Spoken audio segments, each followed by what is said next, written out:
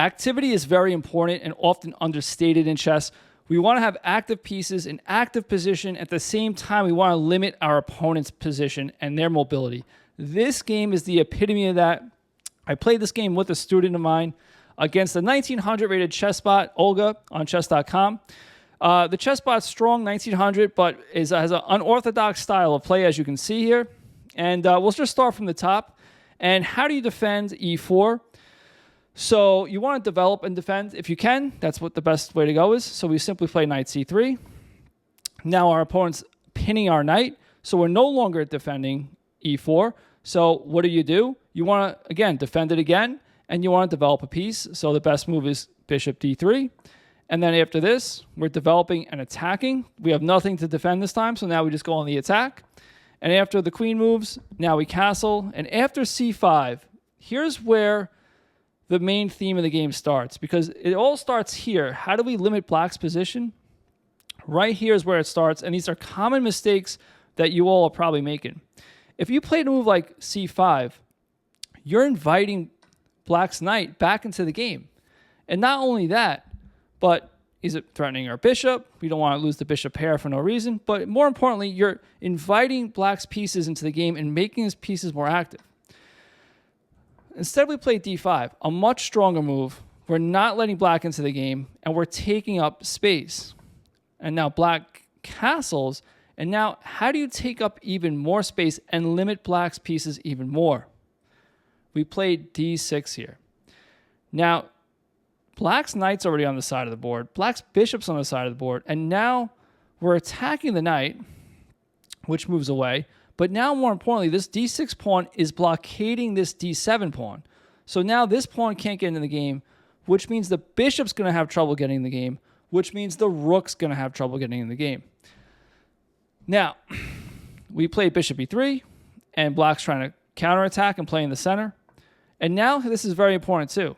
This is another important part of why we managed to stop black's entire mobility and activity this game. This bishop's not active. It's on the side of the board, not really doing much. However, it can trade. If it trades it off, then it got rid of its inactive piece because it's no longer there. So we don't allow that. We play knight e2. The knight e2 has two things about it. It's limiting. It's saying, hey, your bishop now, it can't trade itself off. Now it's over here and it's not doing anything. Now it's an inactive piece. Not only that, our knight's getting more active. It's going to the king side. We're going to hit the queen. We're going to be able to move around the board. We're going to have a better knight. Okay, so black moves his knight in, threatening our bishop. We don't want to lose the bishop pair or a bishop for a knight for no reason. So instead of moving it away and losing a tempo, I just trade, and then we play bishop f4. But why do we play bishop f4? Okay, now the queen's attacking this pawn and attacking this pawn. Which pawn is more important? Hopefully, you found that this pawn is more important. It's in the center, it's pushed up the board, and it's stopping black's mobility. This pawn is not only weak and not really doing anything in the game, but if black tries to take it, black can trap his queen. So what do? We play bishop f4. Black can take this pawn and shouldn't take this pawn, but decides to take this pawn.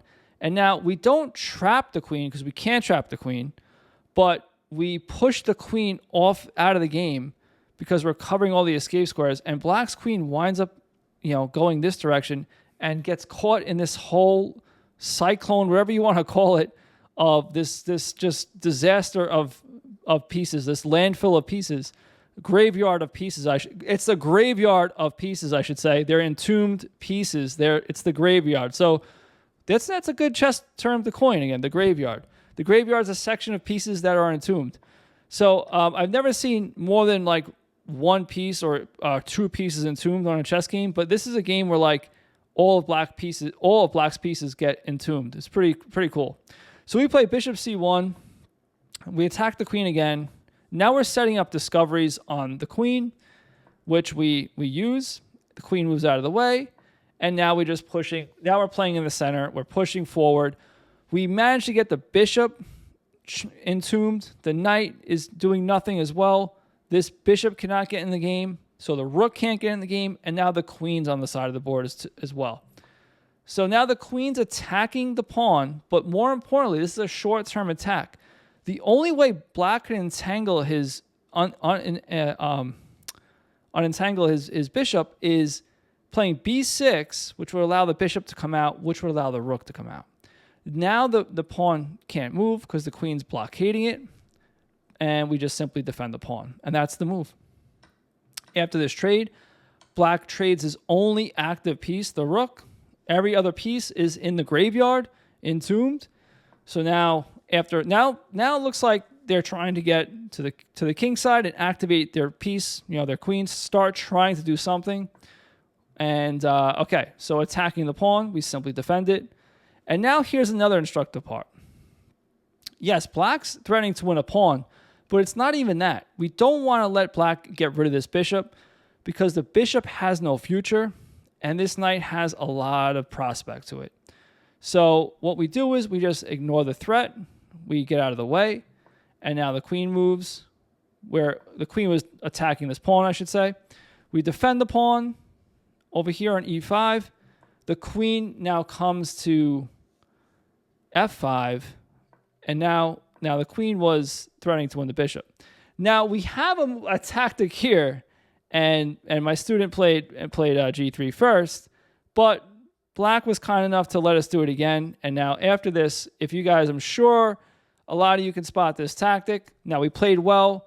We isolated all black's pieces, so they're not doing anything. The queen's the only one doing something. But again, the queen is not a lone wolf. The queen needs the support of her army to attack. If the queen's out there by herself, the queen is just a vulnerable piece. And that's one of the reasons why you don't bring the queen out too early in the opening, because it's a vulnerability by herself. And that's what happens here. When she has no friends to help her out, she can't attack. There's no way for her to attack. She needs support. And she falls into this trap. So this discovered attack, check. We win here, take the pawn. And now, what's the easiest way? You can see I already have the arrows to get to the king. Since black can't move at all, this is just like a maze game, and you're the queen. What's the quickest way to the king? Simply queen e3 and then queen d7. So we go queen d7 here. We push. I'm just going to show you how this game ended. We didn't move the queen. We promoted to a knight. We actually missed mate in 1. Can you find mate in 1? It's queen e2 checkmate. We decided to do it like this, check. And now there's two ways to checkmate here. Mate in 2. See if you can find both forced mates here in 2. Okay, the first one is check. And black can't take this way because then we have check, forced, and then check. I'm sorry, not that check. Check mate. So after h2, black has to come this way, and we have checkmate.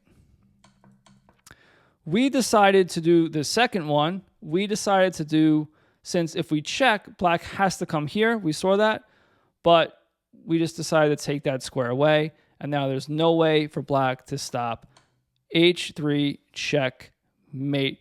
Well, hopefully you guys found that video helpful, and if you like this video, check out this one. I'll catch you guys next time. Go play some chess.